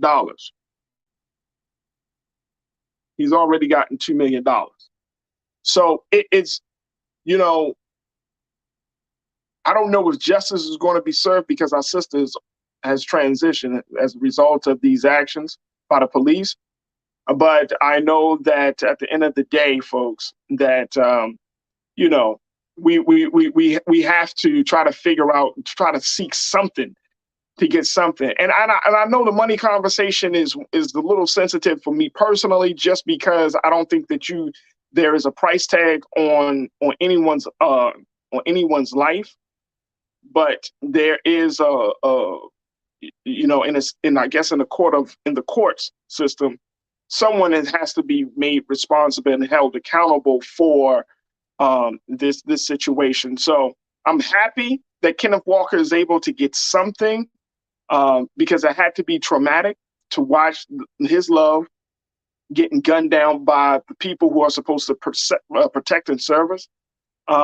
And of course, as a result of him shooting a police officer, he gets involved in the situation with them. So the bad part is that they are not required to pay. So the city of Louisville got to pick up the tab on this situation. So it's just a very, very sad situation, but he gets something. He gets something out of the deal. And we have to make sure that we keep the family of Breonna Taylor in prayer. We got to make sure we keep the family of Kenneth Walker and his family in prayer, because this will continue to be more of a problem. So big shout out to Kenneth Walker, to the family, and to the family of Breonna Taylor. All right. So just wanted to bring you up to speed on that. All right, folks, that's going to do it for me in today's show. I thank each and every one of you. I thank Madam Mayor Tawanda Moore. I thank my man Hassan Giordano. Make sure y'all show y'all support. If you've been enjoying this conversation and enjoying the show today, and more importantly, you love the culture and the work that we are doing to change the conversations about a host of things, make sure y'all log on to the website, blackstarnetwork.com. Support us. We need your support, financial support, sharing the content, letting people know that a Black-owned digital media institution has been formed. We are rocking and rolling. We have dynamic programs on this show. We have a ton of specials We have a number of a lot of content about from around the country of various activities related to community service and activism and so much more. So just go to blackstarnetwork.com. Make sure you also follow us on all of our socials at Black Star Network on IG and Twitter. And we would love continue to build and connect with you. Also, make sure y'all go to my IG and Twitter. You can find me at The Real Farajii on IG and Farajii on Twitter. I would love, love, love to connect with you and build with you. Man, did y'all see, if you follow me on Twitter, I can kind of get a little petty. Some people definitely be trying to, to get some rise out of me. And it's like, no, you're not going to get this. Especially this one dude. Want to talk around me to try to talk to Brother Roland. Like, bro, tag Brother Roland in your stuff. Don't tag me. Please. Please, you want to talk to Roland Martin? Here's what I found out about Roland Martin very quickly.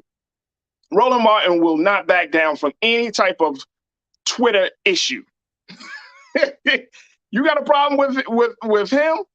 Tag him. Tell him. Just be a man about it. Like Tony Braxton said. Just be a man about it. Just be a woman about it. Don't come to me.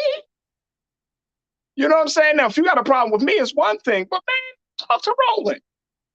Yeah, he'll respond. And better get ready for that response. But he will respond. He will respond. But definitely check me out. And let's continue to build the community, folks. Let's continue to build a community here that we've started. This great community that we call our online culture crew. This great community that supports Black Star Network is absolutely beautiful. So thank you. Thank you for your support. Speaking of the big guy, make sure y'all stick around 6:00 p.m. Eastern Standard Time. Roland Martin Unfiltered is coming at you. It's Thursday night and so much more. So make sure y'all stick around for those conversations. And I want to thank my crew. I want to thank King Keenan, Ariel, my producer Joel, and my wonderful control room for making today's show so dope. And I want to thank you again for being a part of the conversation. As always, never be afraid to challenge what's wrong, stand for what's right while being yourself in the process. God willing, we will talk tomorrow for another exciting edition of The Culture right here on the Black Star Network. Have a great afternoon and evening and talk to you tomorrow. Peace.